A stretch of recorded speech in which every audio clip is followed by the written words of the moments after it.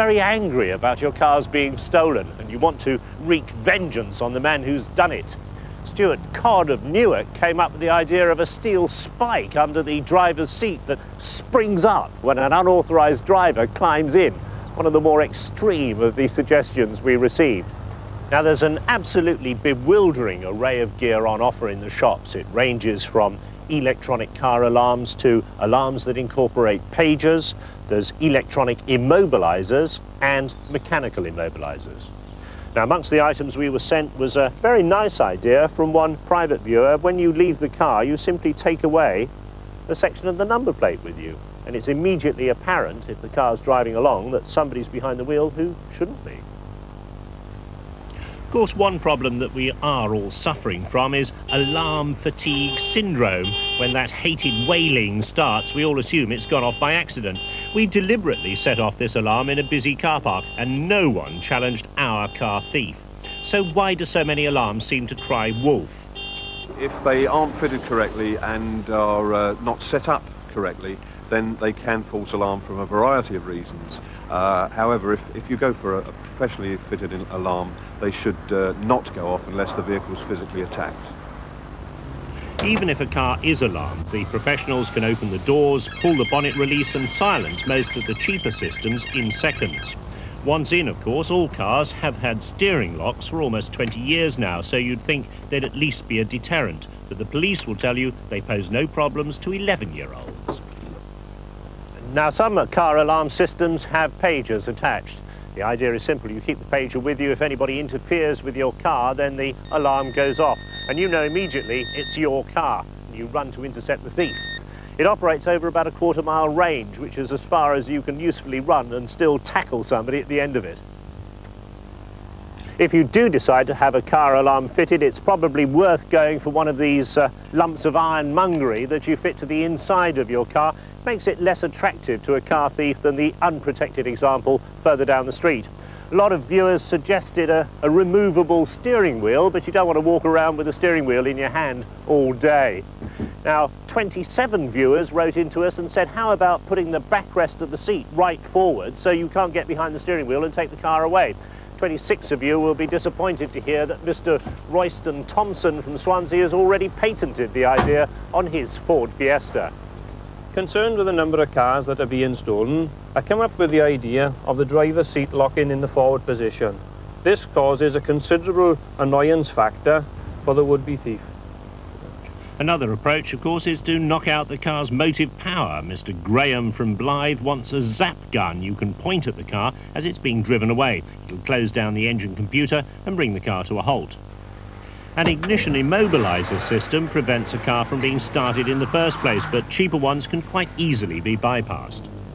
Now, if you want to avoid those sort of problems, you need a more sophisticated and expensive installation. This is the vector control system. It comes with a laser key and some very ambitious claims. They say without the key, it would need a major rewiring job before the car could be started. Our man took a very close look at the installation and recommended, in this case, the use of a low loader for a more leisurely investigation of the challenge at a later date. We are very much in favour of immobilisation devices, especially fitted in conjunction with an alarm. An alarm can be disconnected in certain circumstances, but something that actually prevents a car from being driven away is also going to be very much a deterrent to any thief. Now, you must have heard about the police using rat trap cars to catch thieves in the process of getting into vehicles. This is a variation on the theme by a local dealer here in Milton Keynes. The idea is simple. Assuming a thief has fought his way into the car past the door locks, as soon as he starts to interfere with the ignition, the car senses something's wrong. The alarm goes off, the windows go up, all the doors lock, and there's no way out of this vehicle beyond smashing the glass. Sounds a bit drastic. That's what a local dealer is doing, but are the manufacturers themselves doing enough? We have been campaigning for many years as the British Vehicle Rental and Leasing Association to encourage and motivate them to do much more, because it is a terrible position that we're facing at the moment. What would you like them to do? What we want them to do is to build in the design of the new car the sort of measures that would really make it secure against the majority of car thieves, and that is to build in good locks, deadlocking, central locking, because we feel that's a very useful thing to have, together with proper alarm systems with cutouts on the ignition, so that even if a thief gets into the car, he can't drive the car away. Obviously, some manufacturers try a lot harder than others. BMW and Vauxhall have both won awards for car security. Ford factory fit alarms to a lot of the cars in their range, but they're very cheap components and they don't even meet British standards. Of the systems that are being fitted to cars as original equipment at the moment, it would appear that only one manufacturer claims to meet the standard. The others don't make such claims. The decisions may shortly be taken out of manufacturers' hands anyway. The insurance industry is already offering premium discounts on certain selected aftermarket security systems. And Top Gear understands that the government may be considering legislation to force manufacturers to fit alarms and immobilizers to all new cars. Maybe when that happens, those of us who scrimped and scraped for our cars and their accessories could feel slightly less at risk.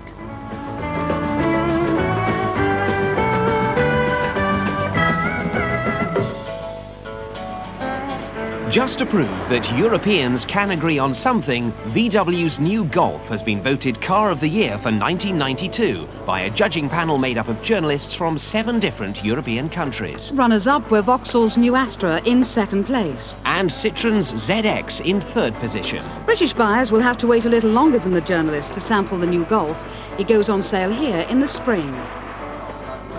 Last week, Francine Bogg, the Radio Times Rally Quest winner, finished 68th in the Lombard RAC Rally, making her the highest-placed finisher in Rally Quest history. A superb effort since she started at the very end of the field. It was a bit worse than I thought. The Kielder was much worse than I'd been told, which was probably quite good because it was a shock when I got in there. But we got through it and we got here, so it's brilliant. And is the car run well? The car's run brilliant. Not a problem, not one. The team's been unbelievable and Tony's been great. There's been so many cards come through the door, letters, little cuddly toys, people have been passing, so much PR through the whole event. She's handled it very well, there's been a lot of pressure on to finish, and she's got to the finish and we're very pleased with it. So what happens next year? I'll be back again next year. Great, well done again. Westfield, the Midlands-based independent car builder, says this is the world's first turbo diesel sports car, soon to be available in kit form at around £12,500. The 1.8-litre 125 horsepower engine is developed from one used in a Ford Sierra. They claim 0 to 60 in less than 6 seconds, and because it's a diesel, 60 to the gallon as well. So environmentally, it's maybe the closest thing yet to a guilt-free sports car.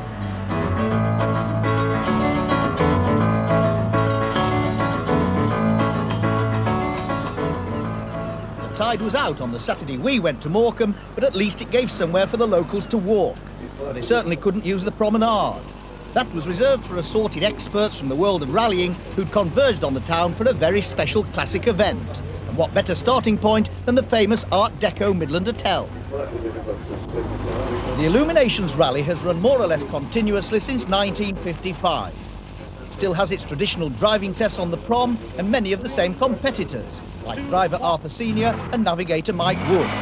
Both previous winners, Arthur in 57 and Mike in 64, now they were together with our Top Gear camera for company. Renowned as the best road event in the north, the Illuminations is now a rally for classic cars. Arthur Senior is a magnanimous chap, for he'd also loaned his Riley 1.5 to Morecambe's other star of the 50s, Bobby Parks. He's wearing his racing hat. And just like the old days, entries make their way to Morecambe from far and wide for this Top Gear Heritage Championship event. Tony Davis had travelled from Cheltenham. Not only are many of the cars and drivers the same, but so too are the marshals. This one was at it in my day, and still wearing the same cap. There's variety all the way on the Illuminations, so it's off to the former World Championship kart track at Heysham to dodge a few more obstacles. The best for the job, the Triumph Herald. Sold as the car with a better turning circle than a London taxi.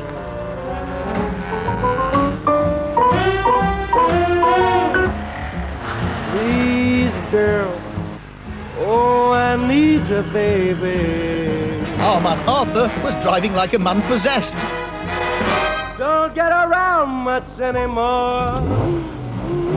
I don't get around much anymore. It's slippery through the farmyard. They've had to go.